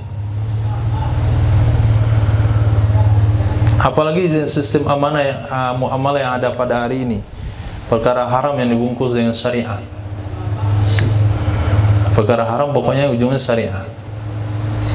Nah, apakah namanya qirat berdua laba, apakah namanya gadai syariah, kemudian apalagi ya kari macam-macam bentuknya. Nah, gadai syariah yang belum syariah. Nah, itu semuanya itu wajib diketahui, fardu kifayah bagi setiap wilayah. Bagi setiap kampung harus ada yang mengetahuinya. Hukumnya fardu kifayah karena hajat kepada dua hal tersebut. Hajat. Hari ini kenapa masyarakat tidak tahu, tidak bisa bertanya? Kenapa mereka buat masalah langsung, nggak bertindak? Artinya berbuat langsung, nggak ada bertanya-tanya. Karena dia nggak tahu mau bertanya kemana. Maka harus dibuat itu di mana misalnya? Di Kota Padang, kantor konsultasi agama. Nah, kantor konsultasi agama. 1 cabang muamalah, kedua cabang munakahat, ketiga cabang ibadah, keempat mungkin cabang jinayat. 4 cabang. Itu kebutuhan umat hari ini. Sehingga yang zuhud itu mendiamkan masalahnya saja, diterima masalahnya, dijalankan dengan derita yang ada. Nggak bisa menyelesaikan kasus, nggak tahu. Mau nikah nih, mau nikah, suami udah pergi 7 tahun nggak balik-balik. Sempatnya ada yang melamar, dia nggak mau karena ada suami. Mana nasib wanita nih? Suami yang 7 tahun tuh nggak balik-balik. Sementara dia dilamar oleh laki-laki lain, dia nggak bisa terima karena dia bersuami. Daripada haram-haram mendingan sendiri saja. Dia nggak tahu mau tanya kemana. Mana cara saya bisa menikah? Suami saya ada tapi udah hilang. Apakah saya masih status istri si fulan yang sudah hilang 7 tahun yang lalu sehingga saya tidak boleh menikah, ataukah talak saya sudah jatuh dan boleh saya menikah padahal saya belum ditalak? Mau lapor ke pengadilan, saya nikah siri. Coba, akhirnya menderitalah hidup wanita tersebut. Mau bertanya kemana? Nggak tahu tempat bertanya di mana. Nggak mungkin bertanya di pengajian umum. Khair, insyaallah. Hukumnya fardu kifayah. Khair, antum ditempatkan bidang apa? Muamalat, munakahat, ibadat, jinayat. Hah? Antum tempat bidang apa maunya? Ibadat, oke. Ada salah seorang wanita ikut umroh.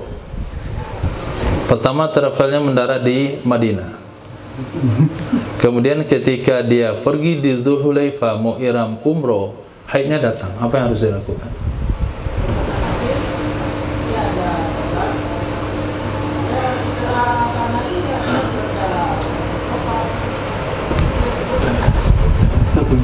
Hah? Pas di Makkah haidnya datang.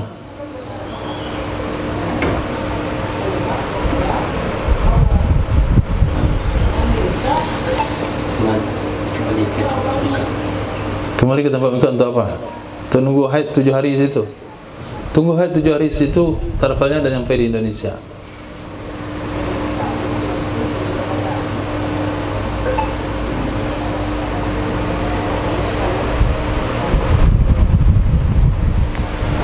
Itu baru satu cabang umroh, belum lagi imam sholat.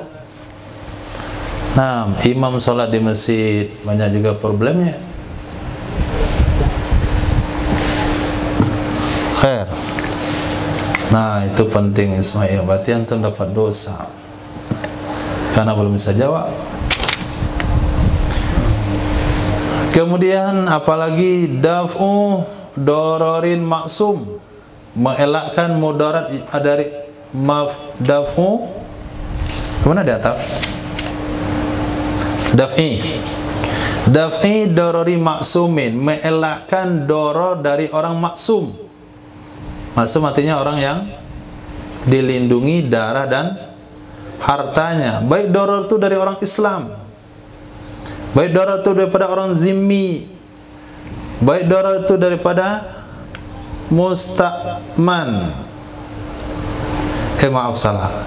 Baik yang maksum itu dari orang muslim atau zimmi atau musta'man, orang yang mendapatkan jaminan keamanan, ja'iin yang lapar, lam yasil li halatil ittirar, yang belum sampai kepada keadaan terpaksa atau telanjang atau seumpama keduanya. Nah, ini tanggung jawab dari pengacara. Menjadi pengacara hukumnya fardu kifayah, tapi pengacara yang bisa membela orang-orang tadi, muslim, zimmi, siapa saja yang tidak boleh kita ganggu. Mungkin dia dapat doror daripada tuntutan sengketa tanah misalnya, dia yang punya tanah tapi dia nggak bisa ngambil. Kenapa? Dikuasai oleh perusahaan, dikuasai oleh orang kaya. Bisa diambil, dituntut ke pengadilan, tapi dia nggak pandai ngomong, nggak tahu jalurnya bagaimana, akhirnya diam saja. Banyak hari ini masyarakat yang mendiamkan haknya karena tidak tahu cara ngambilnya bagaimana.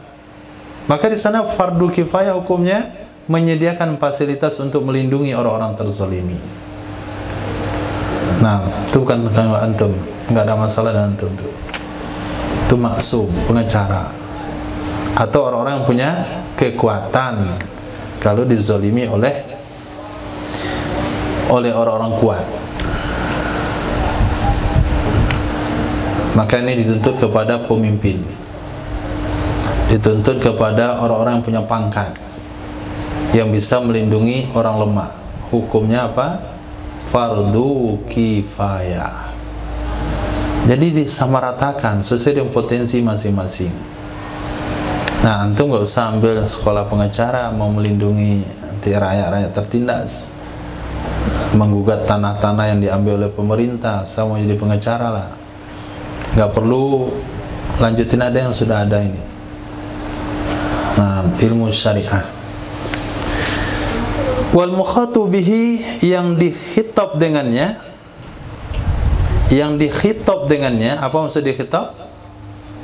Ditujukan perintah, perintah perang, perintah menegakkan argumen agama, perintah menguasai ilmu syariat, perintah mengelakkan doror daripada orang-orang maksum. Kullu musirin bimazada, setiap orang yang punya kemampuan dengan sesuatu yang lebih. Nah, setiap orang yang punya kemampuan yang sesuatu yang lebih atas kecukupan 1 tahun untuknya dan untuk orang yang dibiayainya. Inda ihtilali baitil mal, ketika kosongnya baitil mal dan tidak dibayarkannya zakat. Nah, orang yang dikhitab untuk perang siapa? Orang yang punya kemampuan perang dan punya dana.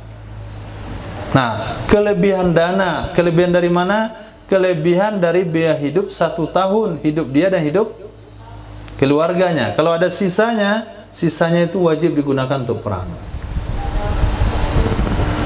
Tapi kalau kehidupannya pas-pasan, bahkan jangan untuk 1 tahun, untuk minggu ini aja belum cukup, maka pada saat itu dia tidak dikhitab dengan perintah tadi.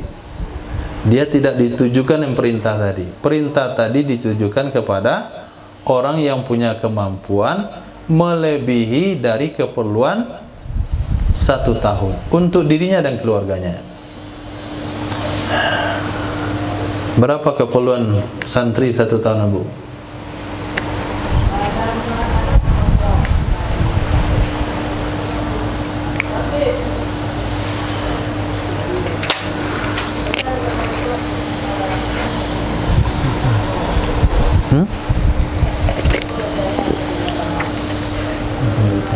Berapa juta? Nah, kalau punya uang dia 10, maka 2 juta mesti disumbangkan untuk perang. Baik dia yang berangkat atau orang lain. 2 juta disumbangkan untuk ilmu agama. 2 juta disumbangkan untuk menegakkan argumen untuk membela yang hak. 2 juta disumbangkan untuk melindungi orang-orang yang terzolimi. Fardu kifayah. Nah, sekarang untuk menegakkan fardu kifayah tersebut hanya kita dan keluarga kita. Kira-kira berapa besar pahalanya itu? Hah? Kalau sekiranya antum dari kampung cuman satu-satunya yang belajar agama, biaya dari orang tua sendiri, tidak daripada masyarakat, berapa kira-kira yang Allah berikan pahala kepada anak tersebut dan orang tua yang membiayainya? Sementara dia membiayai anaknya bukan untuk kepentingan pribadi, tapi untuk menunaikan fardu kifayah dalam satu kampung. Khair, itu yang termasuk pahala yang besar. Nah, kemudian hal-hal yang fardu kifayah lagi adalah amar dengan ma'ruf. Amrin bi ma'rufin, memerintahkan perkara ma'ruf, artinya wajibatis syar'i, yang wajib-wajib dalam syarak. Wal kaffi an muharramati, dan menahan diri dari perkara yang diharamkan oleh syarak. Maka mencakup ia amar ma'ruf akan nahi mungkar, artinya yang diharamkan. Maka bahasa amar ma'ruf itu pun dah masuk nahi mungkar di dalam. Karena amar ma'ruf artinya memerintahkan kepada yang wajib dilakukan dan memerintahkan meninggalkan yang haram dilakukan. Jadi kata amar ma'ruf itu dah masuk nahi mungkar. Li'annahu, karena sesungguhnya lakinna mahallahu, akan tetapi tempatnya adalah pada yang wajib, pada yang haram, yang diijma' di atasnya. Amar ma'ruf nahi mungkar tempatnya adalah pada yang wajib. Amar ma'ruf pada yang wajib, nahi mungkar pada yang haram, yang disepakati ulama di atasnya. Maka sesuatu yang khilafiyah tidak ada amar ma'ruf, tidak ada nahi mungkar. Perkara yang khilafiyah tidak ada amar ma'ruf, tidak ada nahi mungkar. Mana contoh khilafiyah? Salat witir. Nah, Hanafi nggak boleh maksa kita untuk salat witir. Kamu nggak witir, haram, dosa. Nggak boleh. Witir kan wajib menurut mazhab kamu. Kami Syafi'iyah, witir hukumnya sunat. Kita makan kepiting, Hanafi nggak boleh melarang, haram. Kepiting kan haram menurut mazhabmu. Kami kan boleh, halal. Semua yang di laut halal dimakan kecuali kapal salon.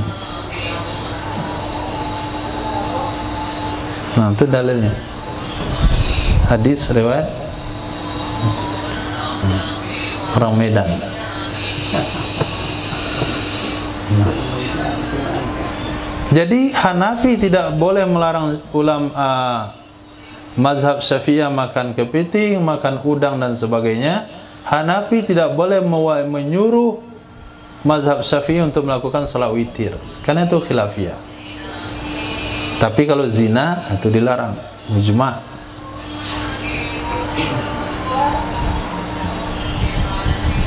Minum nabidh boleh dilarang?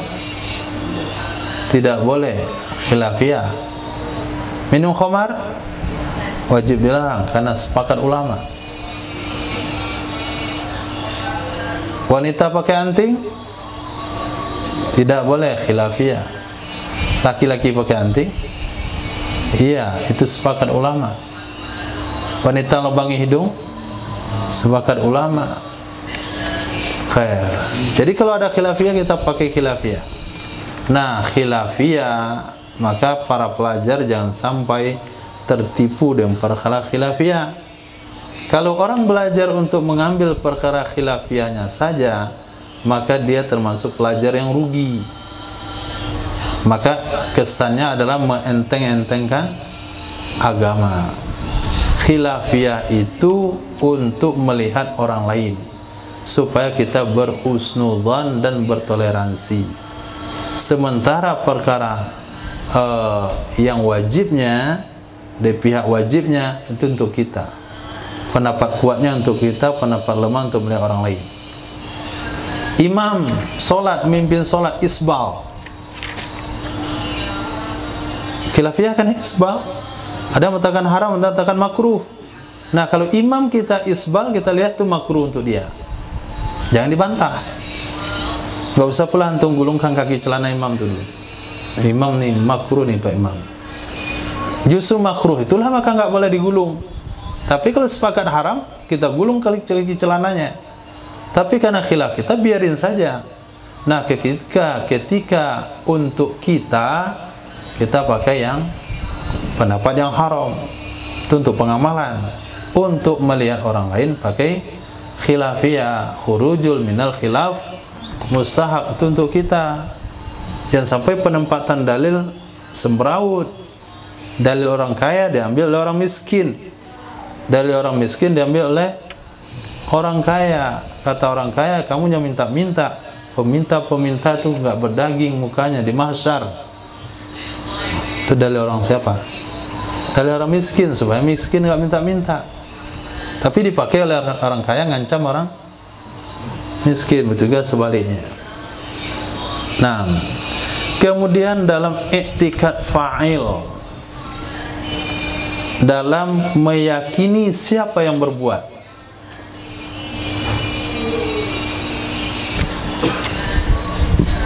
Nah, dalam i'tikad siapa yang berbuat, i'tikad orang yang melakukan. Kita boleh melarang, Hanafi boleh melarang pengikutnya memakan kepiting sama udang. Kenapa? Karena dilihat adalah i'tikad dari yang melakukannya. Kalau i'tikad yang melarang dengan yang melakukan sama, boleh, gak apa-apa. Hanafi boleh mewajibkan kepada anak-anaknya untuk sholat witir, karena anak-anaknya sama i'tikadnya dengan dia. Yang nggak boleh itu i'tikad berbeda, keyakinan yang berbeda. Wal mukhatu bihi kullu mukallaf lam yakhaf ala nahwi udwin wa malin wa inqalla. Yang dikhitabkan dengannya amar ma'ruf yang ditujukan dengannya perintah amar ma'ruf nahi mungkar setiap orang mukallaf yang tidak khawatir atas seumpama anggota tubuhnya dan hartanya walaupun sedikit. Jadi yang diperintahkan untuk amar ma'ruf nahi mungkar itu adalah orang-orang mukallaf sudah balik berakal. Kalau dia lakukan amar ma'ruf nahi mungkar, dia tidak khawatir atas keselamatan anggota tubuhnya atau hartanya walaupun sedikit. Tapi kalau dia khawatir, dia tidak wajib amar ma'ruf nahi mungkar. Datang dia ke tempat judi, dia larang orang berjudi. Keluar di situ dia nggak muat lagi kepalanya di peci. Tadi dia masuk pakai peci, sekarang peci dipegang. Kenapa peci nggak dipakai lagi, nggak muat lagi? Udah besar kepalanya kena tinju.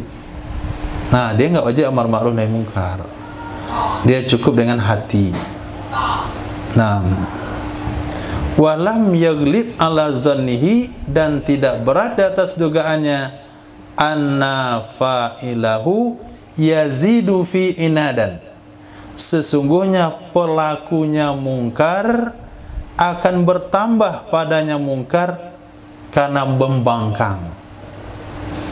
Tidak berat di atas dugaannya sesungguhnya pelakunya mungkar itu akan menambah padanya mungkar karena membangkang. Tapi kalau kita tahu watak orang yang kita cegah itu, orangnya biasanya semakin dicegah semakin kambuh dia.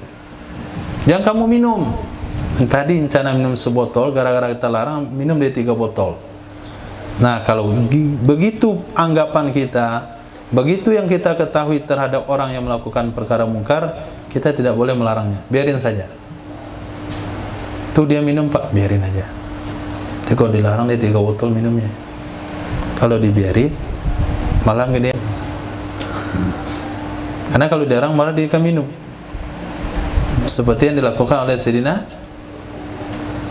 Abu Dujana. Nah, Abu Dujana, Abu Lubabah, Abu Mihjan, Abu Mihjan. Beliau itu minum karena ada yang mau membersihkan dosanya. Minum dicambuk oleh Sayyidina Umar, dia minum lagi, cambuk lagi, dia minum lagi, cambuk lagi. Dalam sebuah peperangan beliau berhasil menumpas musuh. Lepas itu Sayyidina Umar katakan, saya nggak akan cambuk lagi dia walaupun dia minum. Kata Sayyidina Abu Mihjan, saya nggak akan minum lagi karena nggak ada yang mau mencambuk saya. Kalau dari dulu Sayyidina Umar tahu rahasianya, pasti beliau nggak cambuk. Tapi karena sekarang baru tahu, hanya Sayyidina Umar katakan jangan, dia wali itu. Kemenangan ada di tangan dia. Akhirnya Sayyidina Umar katakan, saya nggak akan cambuk lagi Abu Mihjan walaupun dia mabuk. Kata Sayyidina Abu Mihjan, saya nggak akan mabuk lagi karena nggak ada yang mau membersihkan dosa saya. Saya minum itu karena dicambuk 40 kali. Jadi dosa saya hapus. Sebagai hadis Nabi, orang yang ditegakkan kafarat di atasnya dosanya hapus. Itu penyebabnya beliau ternyata minum. Jadi nafsunya tertunaikan, dosanya. Nah, sekarang Sayyidina Umar nggak mau lagi cambuknya. Siapa yang akan membersihkan dosa saya? Hanya beliau berhenti minum. Nah, itu namanya inat. Nah, kalau kita larang dalam maka semakin kambuh, maka melarangnya tidak boleh. Khair insyaallah. Belum cukup satu di situ. Subhanallah wa bihamdihi, subhanaka wa bihamdika, asyhadu an la ilaha illa anta, astaghfiruka wa atubu ilaik. Subhanaka rabbil izzati amma yasifun, wa salamun alal mursalin. Alhamdulillahirabbil alamin.